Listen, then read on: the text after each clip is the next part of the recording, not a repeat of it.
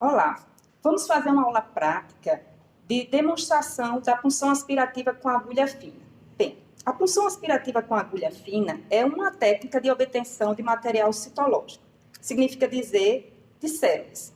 Além da citologia na punção aspirativa como diagnóstico, temos outros métodos de obtenção de material celular, como, por exemplo, raspado no preventivo, a obtenção de secreções espontaneamente eliminadas, de líquidos cavitários, que esse procedimento requer geralmente um centro cirúrgico e um procedimento mais invasivo. A punção aspirativa é uma técnica bem simples, ela não requer internação, ela não requer um centro cirúrgico, ela pode ser feita em ambulatório e é indicada para lesões nodulares, sejam elas sólidas ou císticas, que sejam acessíveis à agulha de venopunção, como, por exemplo, aqui demonstrada. A agulha de venopunção, ela atinge tecidos como a pele, tecido celular subcutâneo e musculatura, ou seja, ela não é indicada para órgãos profundos. Portanto, ela tem sua limitação na acessibilidade, mas, em geral, é um método bem sensível e específico, significa dizer que é um método com bom diagnóstico. É um método que permite diagnóstico rápido. A rapidez é uma característica desse procedimento, porque você pode fazer a punção, fixar o material retirado, 2 a 3 horas podem ser feita a coloração e, em seguida, a leitura da lâmina. Essa sensibilidade e especificidade, ela permite a você distinguir os vários processos que acometem a região, desde processos inflamatórios, passando pelos processos neoplásicos, neoplasias benignas e malignas. E, em geral, possui muito poucas complicações. As complicações que podem advir do procedimento são complicações como a dor que permanece após a punção, a dor no momento da punção é esperado, ou seja, o que acontece quando você introduz uma agulha no tecido, então a dor é daquele procedimento, mas a dor persistente pós-procedimento representa geralmente uma complicação, que pode ser decorrente do hematoma, ou seja, hemorragia no tecido, ou edema resultante do procedimento. Uma complicação resultante desse procedimento, que é extremamente rara, são as contaminações. As contaminações podem acontecer quando você não utiliza o material estéril, você não utiliza luvas, não faz asepsia da região e, em virtude disso, o tecido da superfície, contaminado por várias bactérias e micro-organismos, pode introduzir esses micro-organismos em tecidos profundos. Bem, como eu falei, ela é limitada a tecidos que sejam acessíveis à venopunção. Quais são esses tecidos? Ela é indicada, por exemplo, para lesões de mama, lesões de tireoide, de linfonose de cadeias periféricas, como os cervicais, os axilares, os inguinais, massas ou lesões localizadas na pele, no tecido celular subcutâneo e as glândulas salivares, sejam elas glândulas salivares maiores, o acesso através da pele, sejam glândulas salivares menores, o acesso através da cavidade oral. Bem, o material retirado da punção aspirativa, por ser célula, a indicação de fixação é o álcool absoluto, ou álcool PA. O álcool absoluto é a 99,95%, ele é indicado para fixação. E qual a finalidade da fixação? A fixação é manter a integridade. No caso do formol, dos tecidos, no caso do álcool absoluto, das células. E pode também ser feita esse material secado ao ar. Nesse caso, secado ao ar, geralmente é colocado o material e, na sequência, é feita a coloração. Essa técnica é conhecida como Romanov, porque ela é pouco indicada nos procedimentos de punção aspirativa de um modo geral, mas ela é indicada, por exemplo, no exame da medula óssea. Na sequência, esse material obtido, ele é corado em HE. A cloração pelo Giemsa é uma cloração que também pode ser feita, ela identifica melhor as alterações nucleares, mas ela é indicada apenas quando você quer ver detalhes nucleares. Então, a hematoxilineosina, que é a cloração de rotina, o HE, ele é indicado para todas as punções e quando você quer ver detalhes nucleares, você utiliza parte das lâminas para fazer o Giemsa.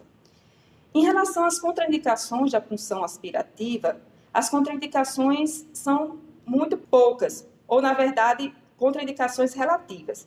São situações em que você não pode funcionar, por exemplo, porque o paciente está hipertenso ou no pico hipertensivo, há grande chance de haver hemorragia no local da punção.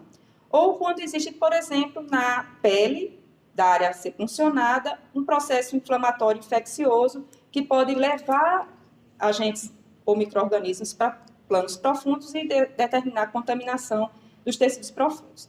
Então, do modo geral, contraindicações são inexistentes. A técnica é bem simples.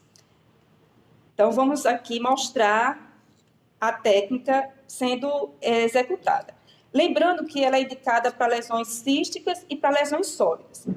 As dificuldades das lesões sólidas, elas dizem respeito à coesão das células. Se vocês imaginarem que isso aqui é um tecido, nódulo, ele vai estar bem firme nas lesões sólidas e para a obtenção desse material eu vou ter que escarificar. Essa escarificação é feita com agulha. Então, eu vou demonstrar aqui como seria feito essa escarificação, que é introduzindo a agulha em várias direções, para obter as células por descolamento ou destacamento, juntamente com microtrauma e hemácias. A punção aspirativa sempre está com hemácias. Por quê? As hemácias, elas vão ser o veículo, o líquido, através do qual as células vão ser removidas. Mas as lesões císticas é um pouco mais simples. Por que as lesões císticas são mais simples? Porque elas estão dentro de um espaço. Esse espaço geralmente permite uma certa pressão do tecido sobre ele. E com isso, quando você introduz a agulha, esse material tende a fluir mais rapidamente para dentro da agulha. A técnica ela requer essa seringa simples, que pode ser no volume de 5 ml, 10 ml, 20 ml. Ela tem que ser uma seringa estéril, descartável. Lembrar que tem que ter o material de proteção do paciente e da região a ser feita e a asepsia da região.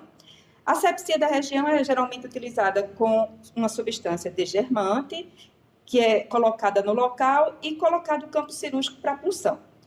Lembrando que a técnica, embora seja bem simples, ela foi melhorada com os ultrassom. O ultrassom veio para a punção aspirativa como o casamento perfeito. Com o ultrassom é colocado a imagem, você identifica o nódulo no tecido, você identifica a distância dele da pele, você identifica a agulha chegando ao nódulo. Se é um nódulo sólido, você vai ter um pouco mais de trabalho, como eu falei anteriormente, porque as células são coesas, mas a lesão cística, ela é um pouco mais simples. O material você já deve dispor sobre a mesa para ficar fácil. Lembrando que esse material, além da seringa com agulha, você tem que ter uma lâmina de vidro com o lado fosco. Esse lado fosco é onde você vai colocar a identificação do seu paciente. Você tem que colocar o material fixador, geralmente no recipiente. Aqui está o recipiente. Esse é um recipiente onde nós temos uma divisória. Não sei se vocês conseguem ver, mas eu creio que sim. Eu vou tirar aqui para vocês verem com detalhe. Esse recipiente, ele separa as lâminas uma das outras e é aqui que é colocado o fixador. O fixador deve ser colocado até a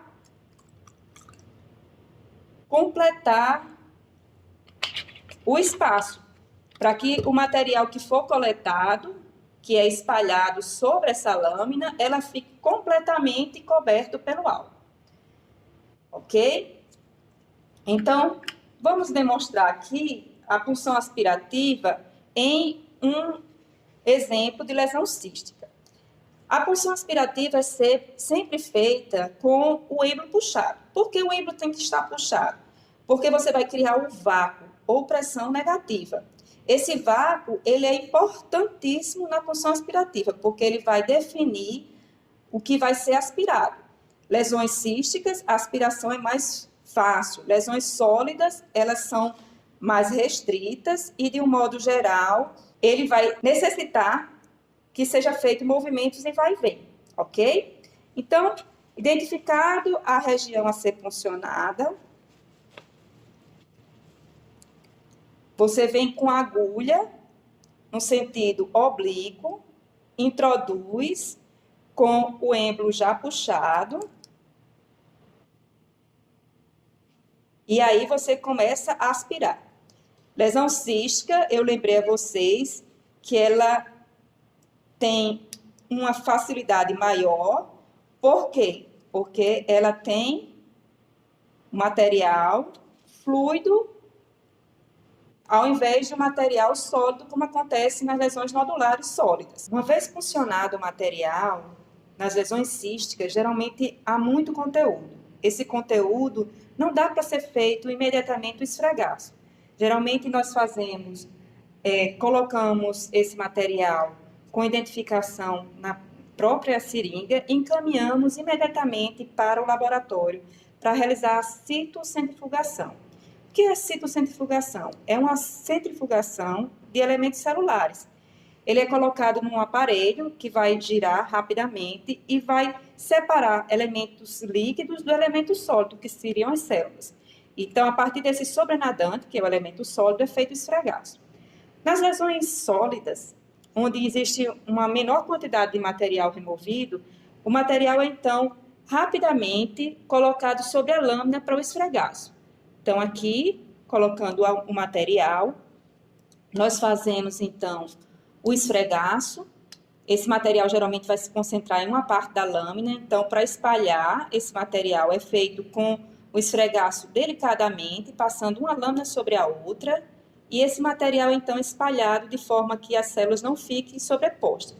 E, na sequência, colocado no fixador, que deve já estar aberto, para ser colocado a lâmina sem haver contato uma com a outra, para não haver transferência desse tecido, ou seja, dessas células de uma lâmina para outra. Então, é colocado no frasco com o fixador e esperado, então, a realização da fixação. A fixação, ela requer, no mínimo, 2 horas. Essas 2 horas, ela é o mínimo. Pode ser feito até com 1 mês. Ou seja, 1 semana ou 1 mês. No entanto, quando você deixa um tempo muito longo de fixação, geralmente esse material fica com a qualidade mais ruim em relação à fixação dos corantes. A coloração, como eu falei anteriormente, a coloração de rotina é hematoxilina e eosina. Então, ela inicia com a coloração do núcleo, que é a hematoxilina. Essa coloração geralmente é feita imerso, a lâmina sobre o corante, é colocado toda a lâmina sobre o corante e deixa num tempo de 40 segundos a 1 minuto. Na sequência vai para água corrente, onde é colocada água sobre a lâmina e na sequência a eosina, que vai corar o citoplasma, também de 40 segundos a 1 minuto.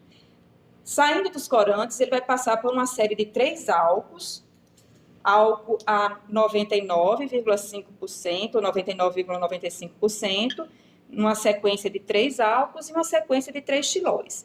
E então nós temos a lâmina, que vai ser colocado o bálsamo, a lamínula e já pode ser examinada e identificado qual processo patológico estamos diante, ou seja, se é um processo inflamatório, se é um processo reparativo, se é um processo neoplásico, se é uma neoplasia benigna ou se é uma neoplasia maligna.